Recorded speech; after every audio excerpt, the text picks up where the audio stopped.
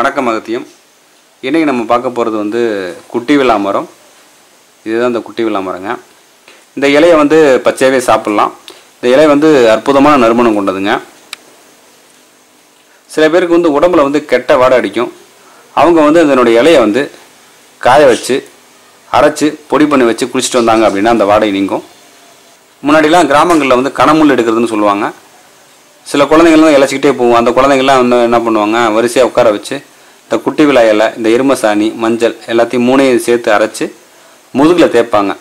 ஒரு 15 நிமிஷம் கழித்து பார்த்தீங்கன்னா வந்து சின்ன சின்ன முள்ளாக இருக்கும். அதான் அந்த கனமுள் எடுக்கிறதுன்னு சொல்லுவாங்க. இதை வந்து ஒரு தொழிலாகவே செஞ்சுட்டு வருவாங்க. எங்கள் பகுதியில் வந்து ஒரு அம்மா வருவாங்க கனமுள் எடுக்கிறதுக்குன்னு.